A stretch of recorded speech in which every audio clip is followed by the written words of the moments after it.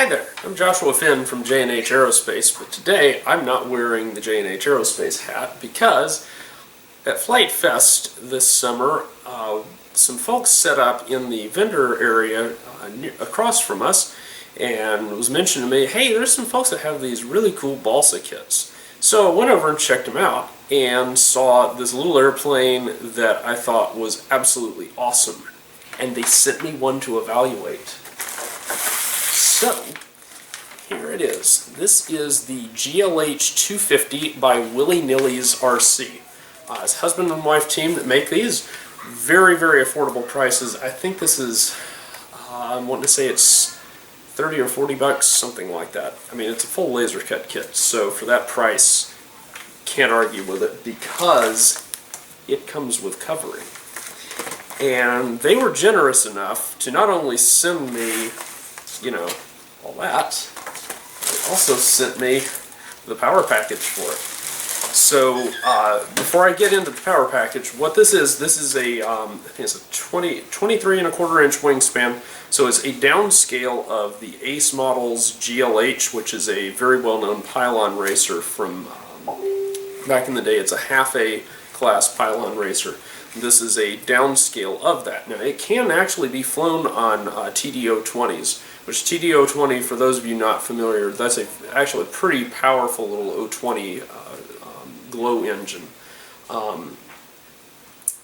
And so it would be quite fun on that. I'm not really in the glow engine world. I've been around them, I've helped operate them. I've flown planes that are glow powered, but I have not, I own several. I have never flown them. So I will leave that to somebody else. Eventually I'll have to, you know, give it a shot. I've got a diesel plane too. But anyway, so we'll dig into the kit in a minute. First I want to show you the power system. This is a 100 mile per hour capable airplane. We will be putting it through its paces to do all of that, so it'll be fun. I will get a radar out and we'll do some radar runs on that. Even though I don't like doing radar runs, for the folks at Willy Nillies, I will be doing radar runs because they've been stuck doing Doppler runs. So let's get them some data from elsewhere, just some useful information for them. Gymfan 5x5 props. These are clones of the APC 5x5. They've got the Emax BL Heli ESCs, which I'll have to check these and see what cell count rating these are. And I can't remember what. Anyway, it's nice speed control, but watch out for its limits because I don't know that it's the. Yeah, this is the 12 amp one, and it says it will go up to 4S. Kind of watch that out because on one of my planes I tried running I don't know that it was necessarily an Emax controller, but was running one of those on 4S, and the BEC burned out and crashed my redshift, which I was not very pleased by. China Hobby Line, dropping stuff, 3S, what is it, 3S 500, so nice battery for this size of plane, and will supply the necessary power. We're going to probably try to fly this thing on 4S eventually. I will probably run an external BEC when we do that, just to ensure that I don't crash a nice airplane. And I noticed that they use the same, these 3.7 gram servos, the same ones that I run. These are very cheap servos. They work great. I've been very pleased with them. So we'll set those down. Bullet connectors are included. Some CA bottle, what's the term? CA applicators, CA tips. And let's see here, I need a knife to open this, and I left all of my knives elsewhere, violating rule number 9, never go anywhere without a knife. And come out of here. I've seen this airplane flown on several different motors. The one they recommend are the Racer Star motors, which are they're good motors. They're not, you know, super hot as far as what kind of current they can take, but they run very nicely and reliably. And this one's an 1806, and this one's a 2280 kV. I've got a couple a little bit hotter 1808 motors, I think they are. I think one of them is 2600 kV, so we'll probably try that eventually. But we'll start out just on the stock setup. You can also run the flight test radial motors on these. Those are a little more expensive because if you shop around, you can find these for like $6 or $8, something like that. But the flight test radials are they're a little stouter. They can take a little more current, and they have a lifetime warranty. So, just saying.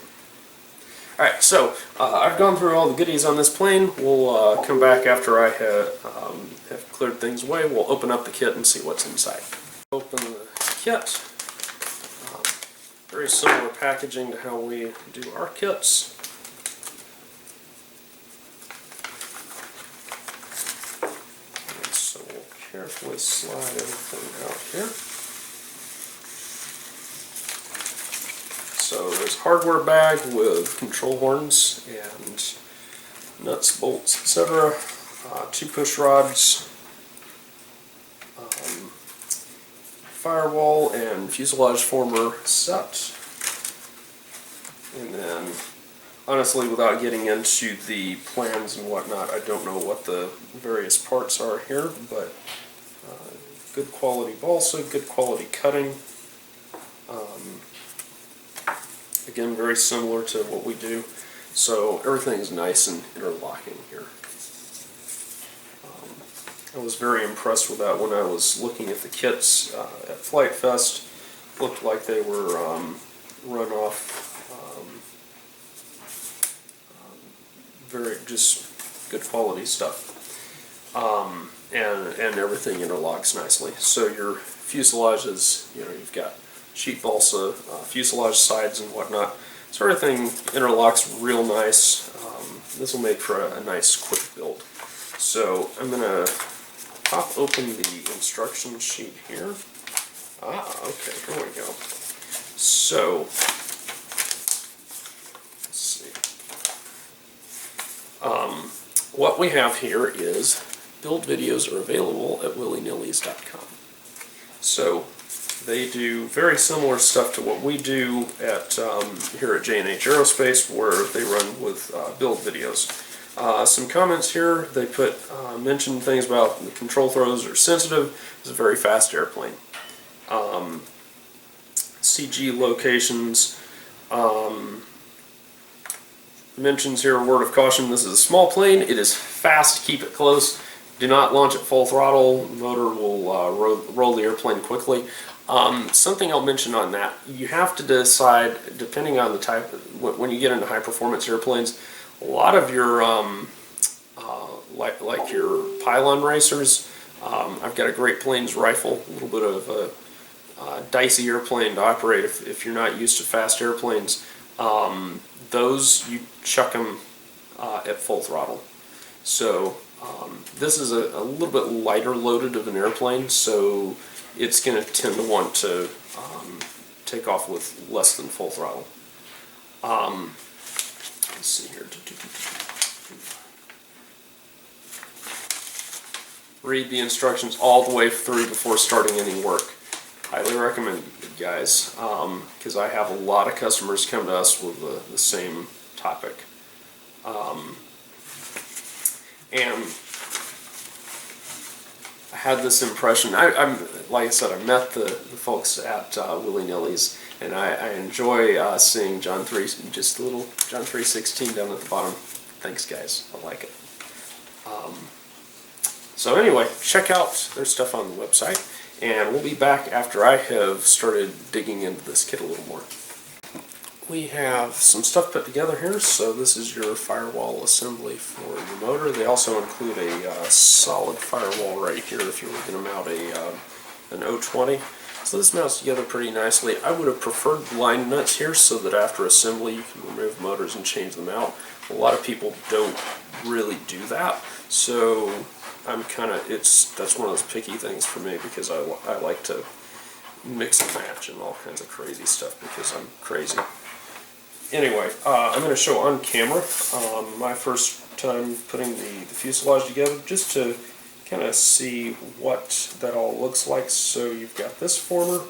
I'm going based on the there is a written instruction sheet, and then there's the videos online. So you put these.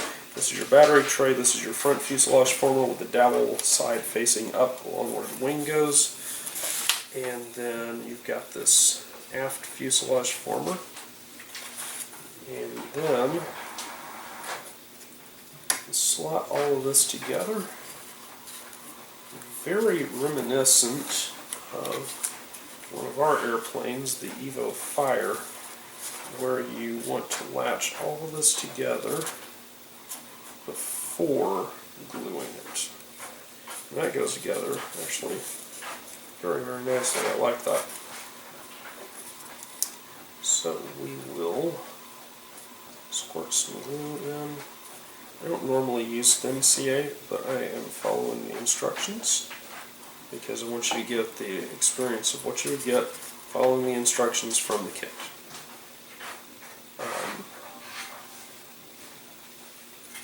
And it does work remarkably well.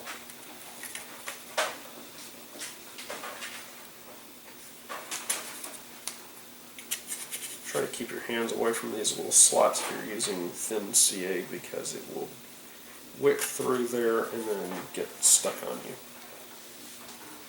And it gets kind of hot and burns.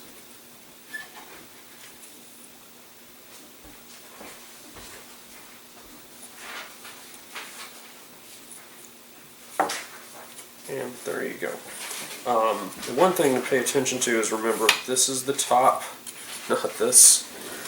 It is a high-wing airplane. I don't know, for some reason it's playing with my mind that, oh yeah, this is the top. Maybe it's that I don't fly as many full symmetrical airfoils as a lot of people. So your motor mount's going to go up here, but first of all, I have to figure out what the part was that goes up here because we've got to pinch the nose together. That's why you have to glue this part together first, is because you're going to pinch the nose around. Okay, found the part I was looking for. So let's lock this guy in here. Just like that. Make sure that it mates into both fuselage sides.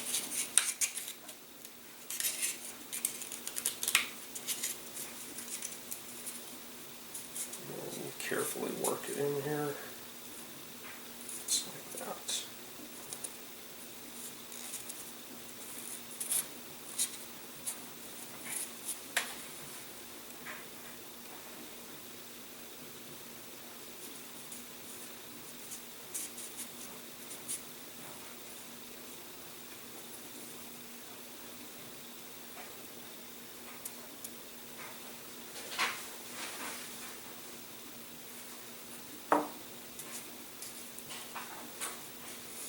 Wait for the eyes to burn, and then you know it's good and dry. There we go. Now at this point, motor wires go on the top. I have not soldered the bullets on this yet, but I'll get that eventually. Anyway, your firewall assembly goes in place here.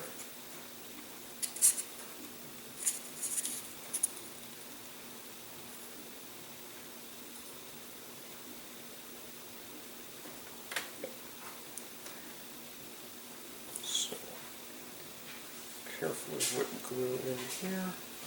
Be careful to keep it away from your motor and motor mounts, etc.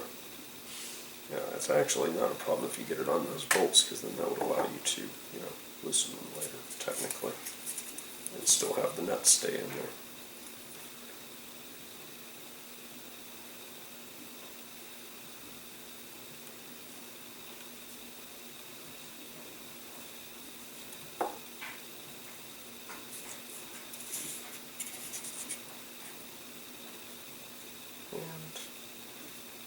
There we go.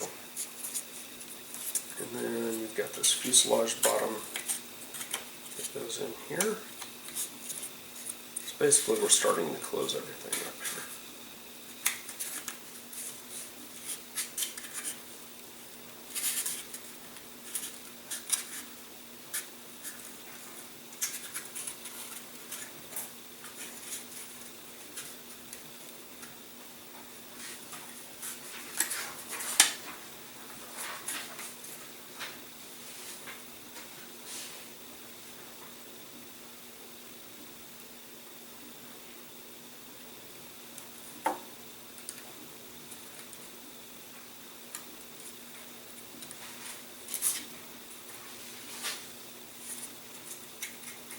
Basically, yeah, try not to imitate me with gluing myself to the plane.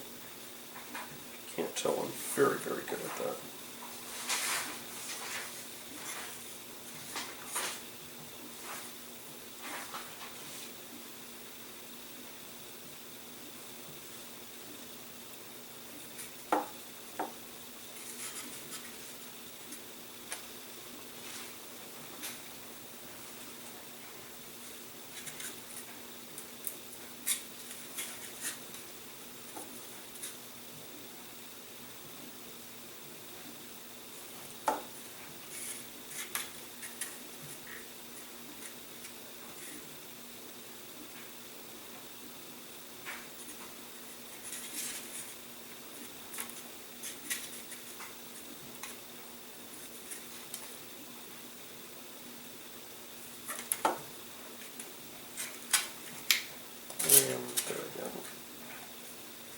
Okay, this is why I generally don't use NCA, because I do stupid stuff with it.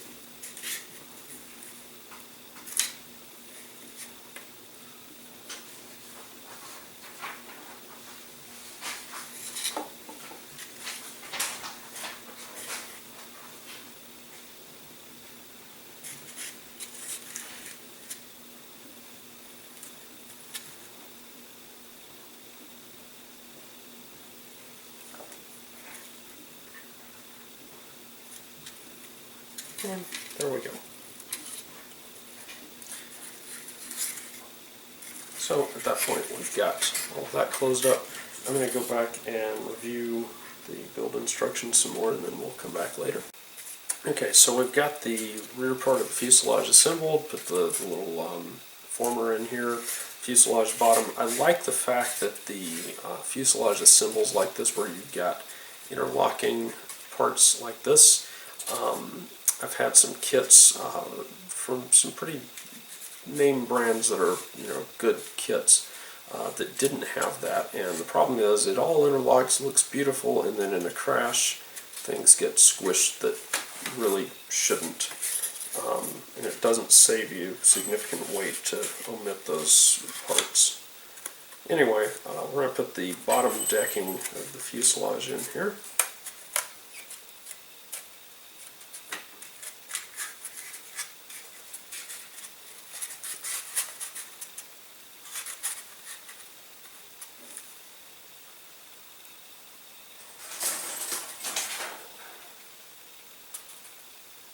Excuse my crazy bird trying to hurt himself in the background there.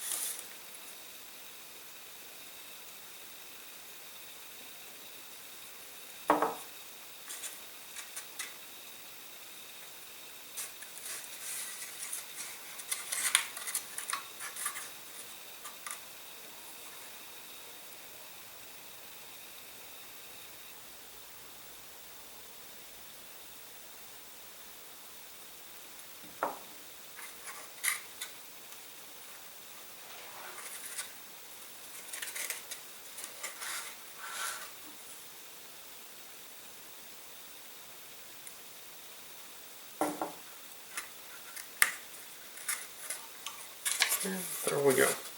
I believe the next thing is the top decking in here, and we'll come back later for that. Okay, so we have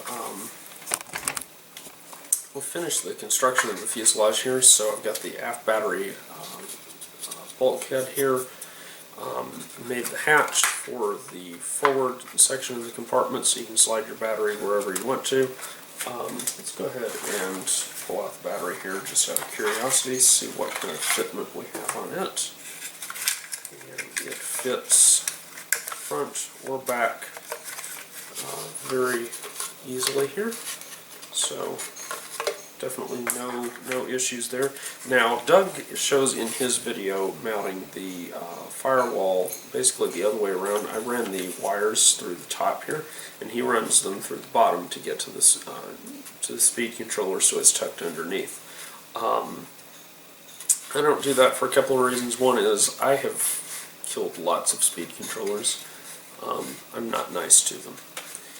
And so I generally want that up where I can get to it, and I am okay with squirreling wires around wherever I have to make them get out of my way. Alternatively, I'm not above cutting a little hole down here to do some weird stuff with wires to get them where I want them to go. But bottom line is, I kind of deviated from the instructions there because that's my personal style of doing things. But the hatch goes in. At this point, the fuselage needs to be sanded and is ready to cover. And then after that, drop servos in, route everything through however you like to do it. And so tail surfaces, we'll go ahead and pop them out just to, we'll pop it all out just so you can take a look and see.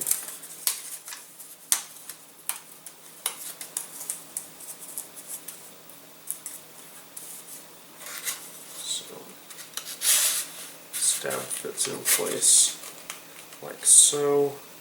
There is a center tab in the stab that you want to center in there. And then after that you can take your vertical stab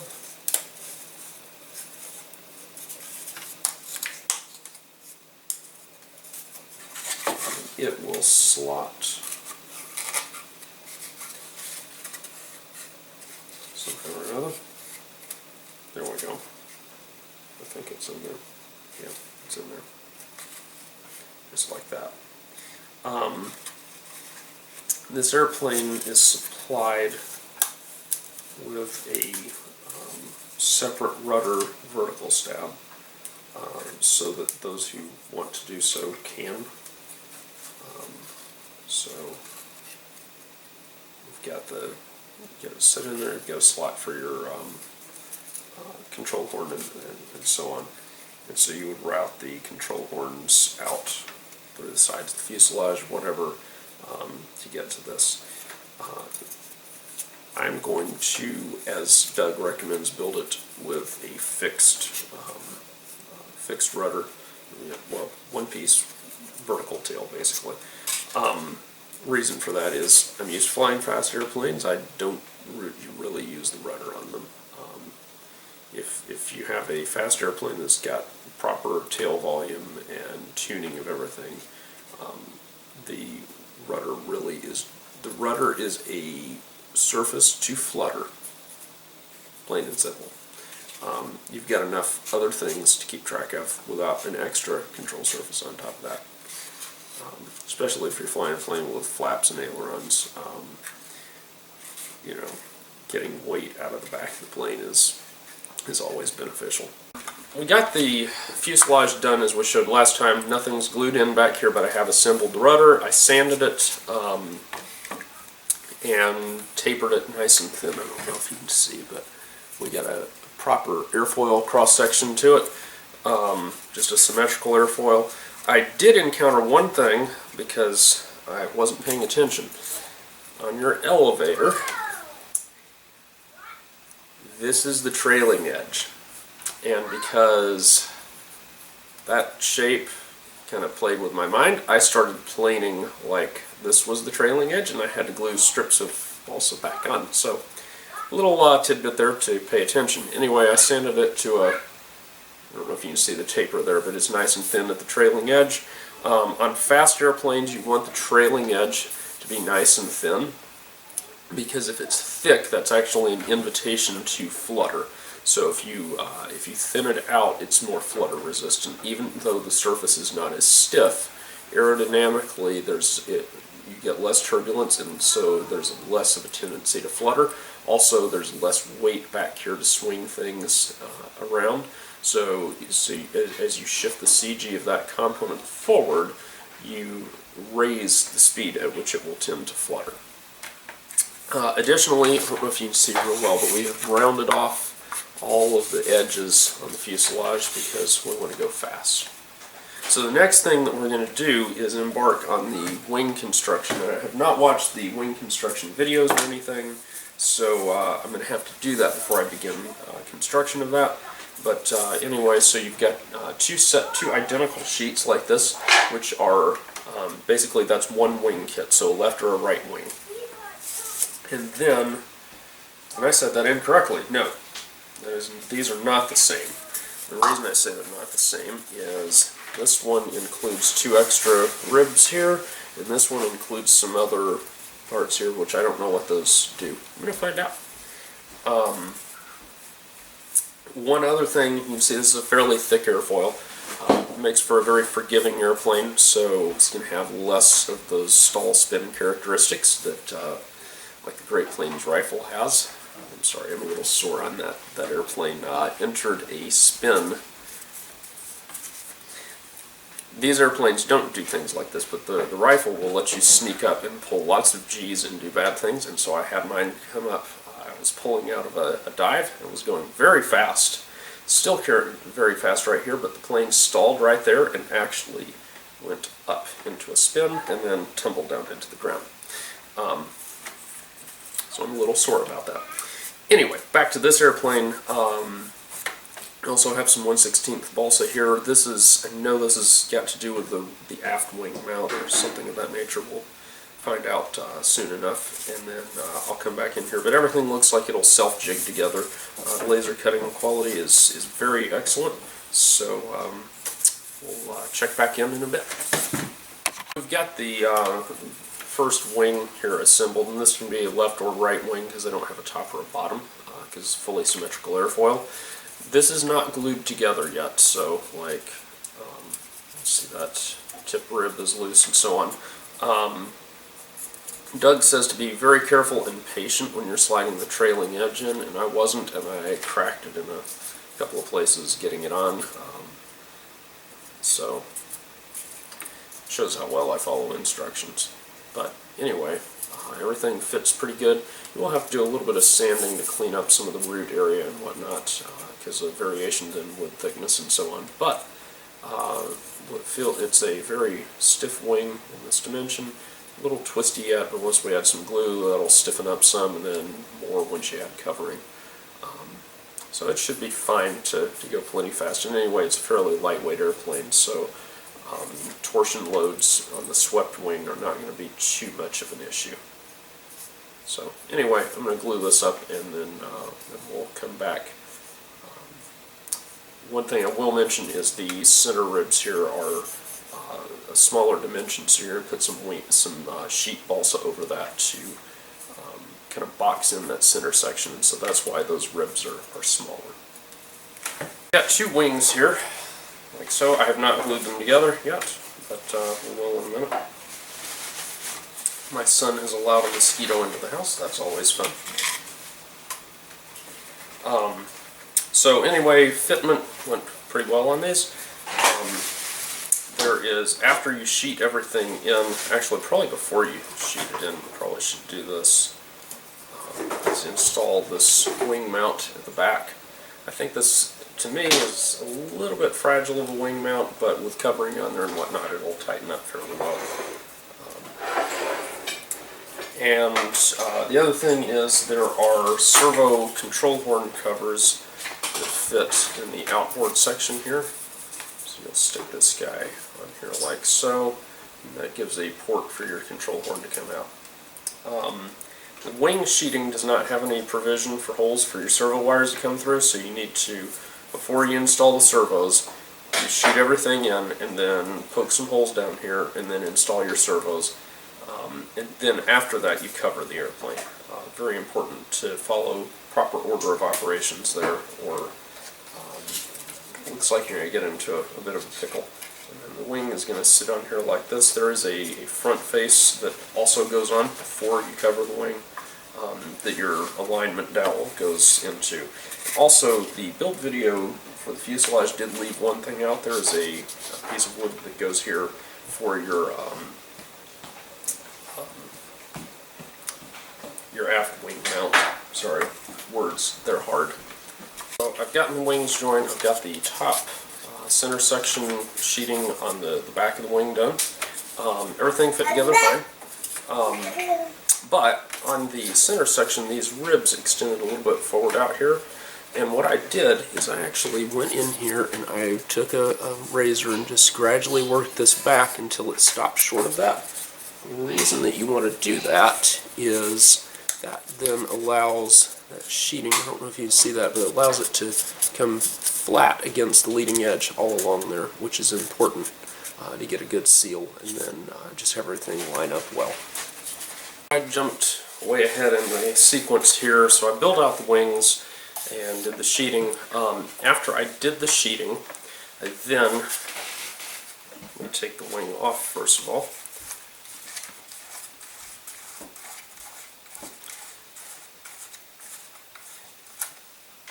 After I did the top and bottom sheeting and sanded it, after I did that, I then installed this little wing mount down on the bottom.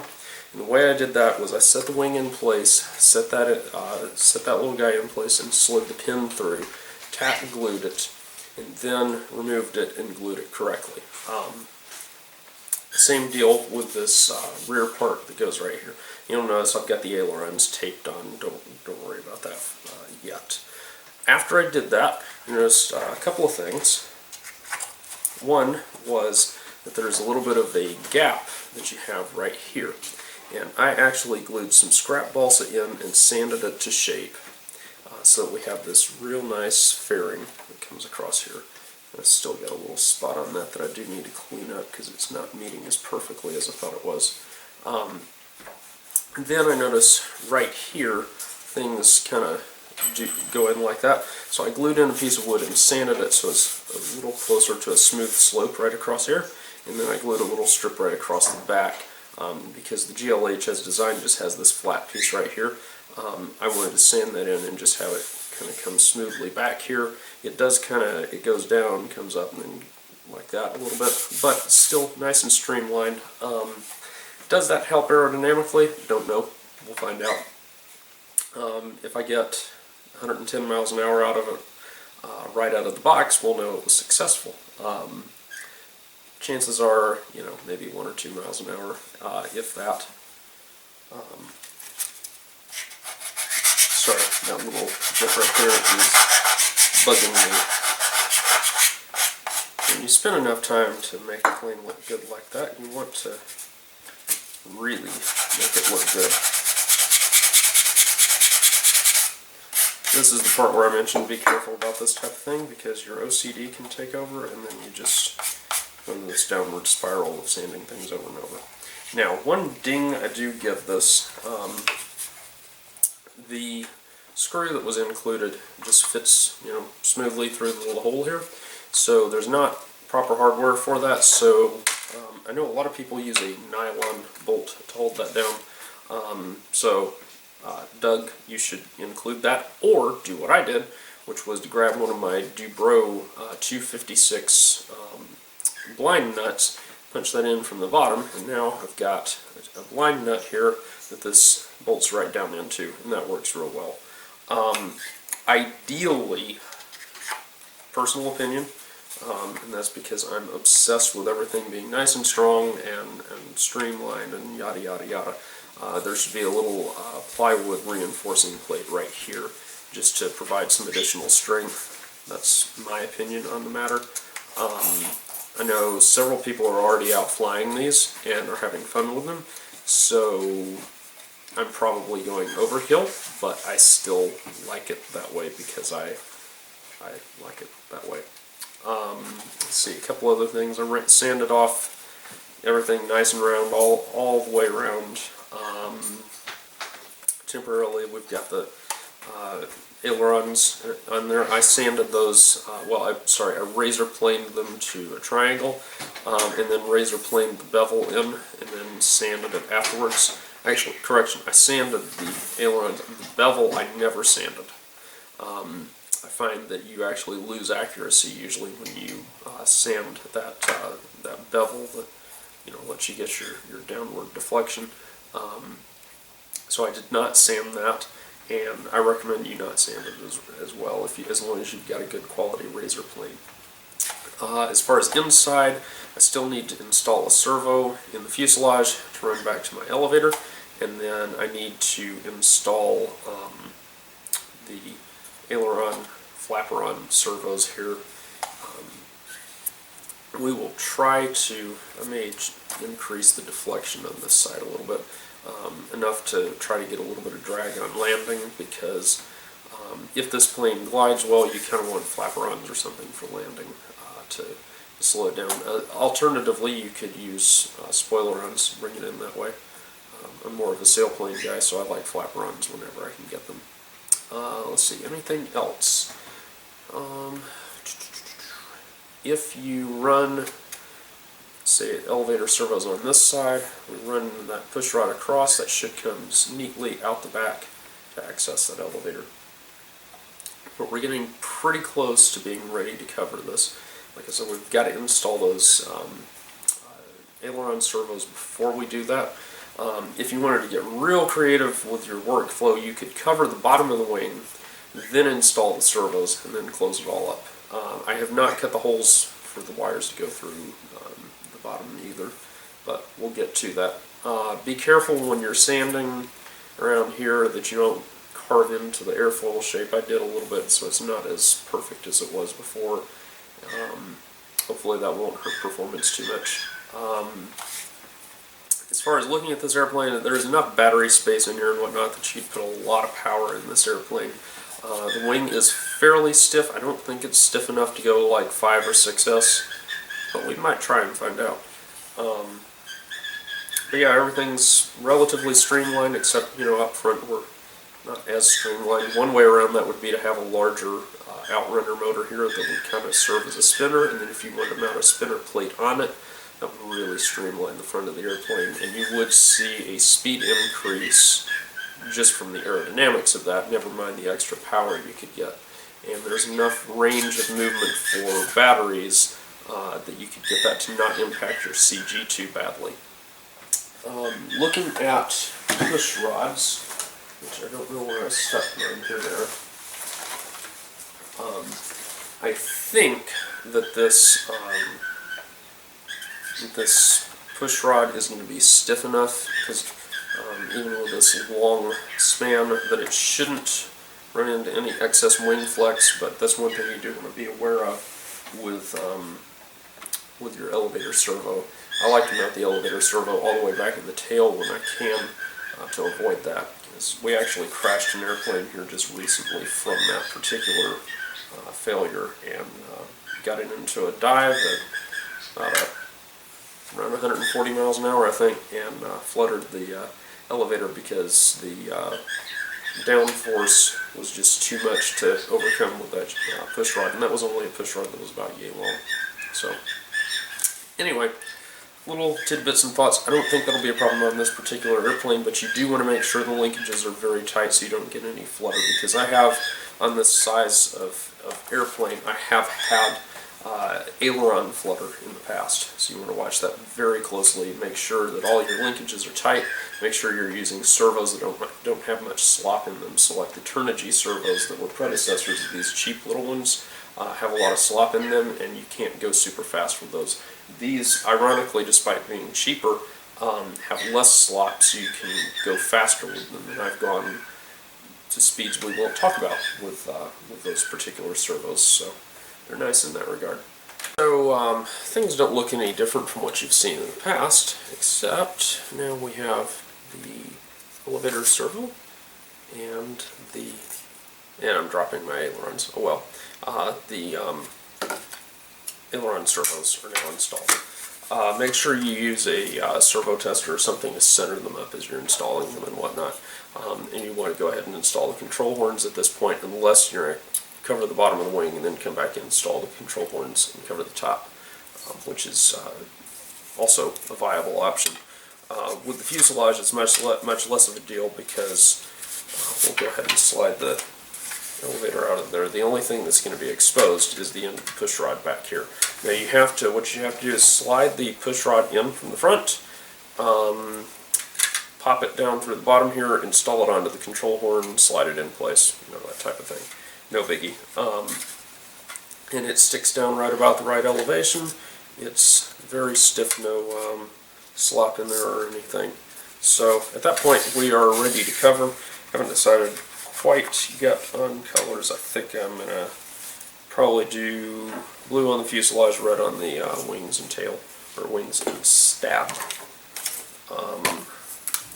And then we'll have to come up with some sort of, I'll probably use packing tape for markings, because on a fast airplane like this you need something to tell top from bottom. So we'll probably put white stripes or something on the top, black on the bottom, I don't know.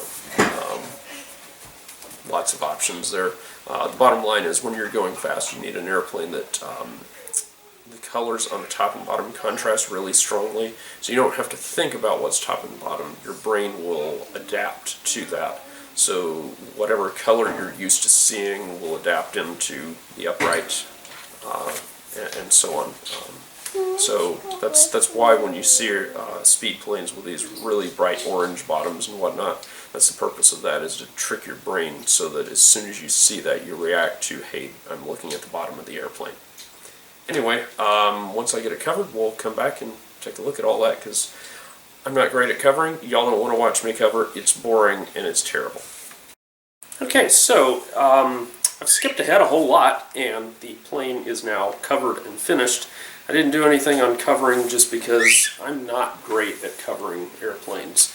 This is just not my specialty, forte, whatever you want to call it. The covering, if you can see, came out nice and smooth. I actually need to find out what covering this is, because I really like it as far as it's nice and stiff and light, and it tightens down very nicely. Trim here is done with packing tape.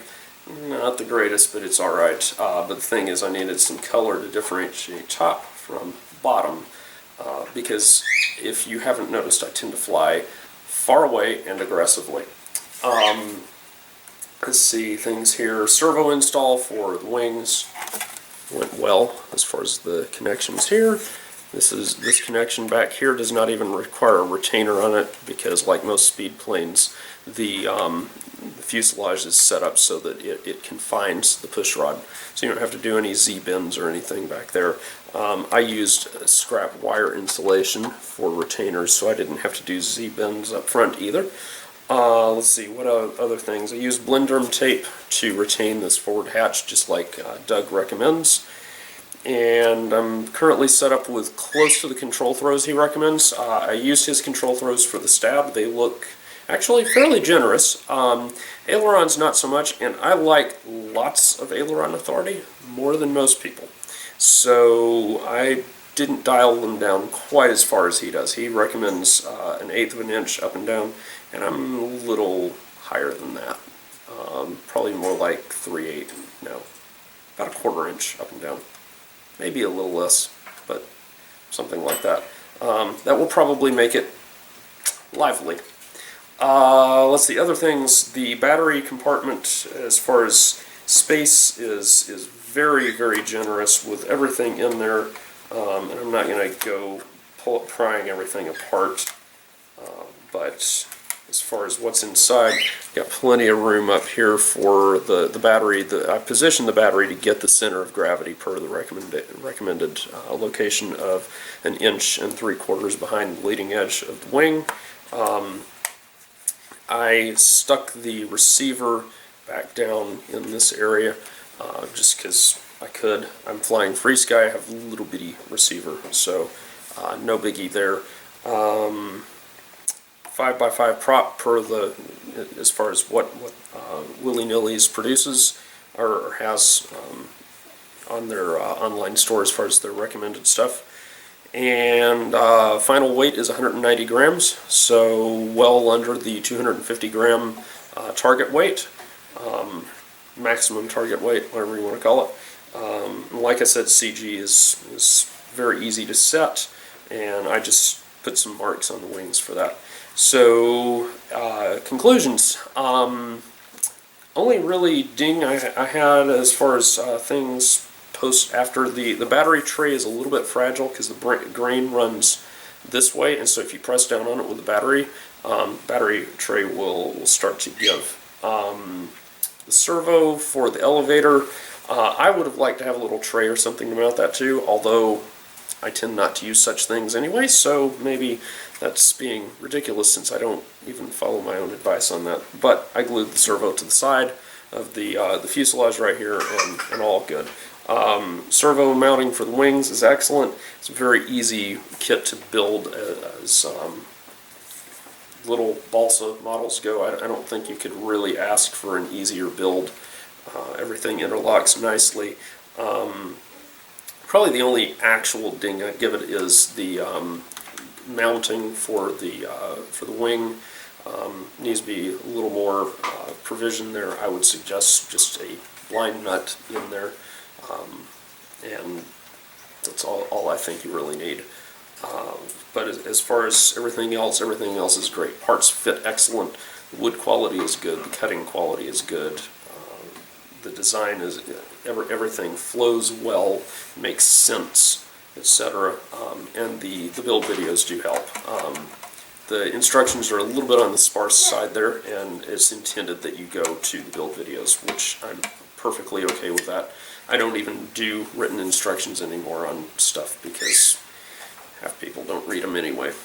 So, yeah, conclusions.